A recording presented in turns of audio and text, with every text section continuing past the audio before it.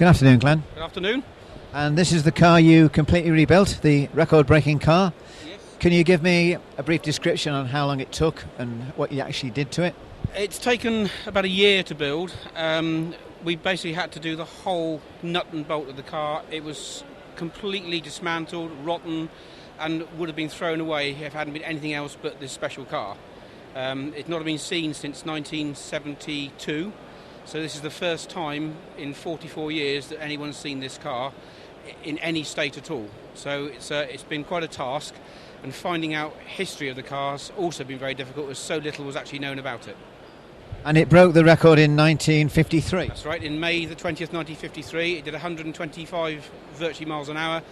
And for a 2-litre sports car in the 1950s that cost £500, it put Triumphs on the map. So it's very pivotal to their whole history of building sports cars. And who was the driver, did you know? Yeah, Ken Richardson drove the car, and it was actually used after the run for 2 years at the factory for test bedding all their different things, and it was his daily driver. So it's quite well known about, but these early days of the car, the film that was made about it and a few photographs is all that remains. And what about the specification of the car? The car was virtually standard because they were still developing the engine and all the running gear at the time, and it was basically built to beat this speed record because Sir John Black was trying to buy Morgans at the time and they wouldn't sell it, and he basically said, right, we're going to break the speed record, and it did it, and on went Triumphs and TRs and everything from that day. So how did it actually come into your possession then? It's a very long story. I won't tell you all of it. The guy who owned the car bought all the dismantled parts in 1972, I believe that's the date, and it was moved from garage to garage, and there was bits basically scattered over London, and I just happened to be in the right place at the right time trying to buy something else when it was sort of just mentioned that this car ought to be saved, and a deal was struck, and I picked up some wheelbarrows full of stuff, a dustpan and brush, and got it back to the workshop, and we just got on with it. So it was a bit of luck, and obviously striking up a good relationship with this man in the beginning, and I told him it would be on the road within a year, and he basically said, don't be stupid, that can't be done. And I don't believe you. Well, I bought it actually a year ago this Wednesday. Really?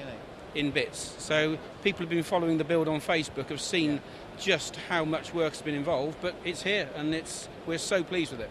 That's amazing. Yeah, well, we do get on with things. So how many hours do you think you spent on it? About 1,000. And lots of money as well. But we've been sponsored, luckily, by Moss Europe on lots of the parts for the car, so that helped us through the build. And it's just been it's been quite a task because we kept finding so many little differences because it was hand built, and we also believe very strongly that the front end of the car was TR1. So back to the back of the doors here would have been the TR1, and then the new back end was put on. There is no hard evidence of it, but it all makes sense as to what we've seen in pictures and what happened at Triumph. So let's see how that one goes now. Well, it's a fantastic job you've done of it.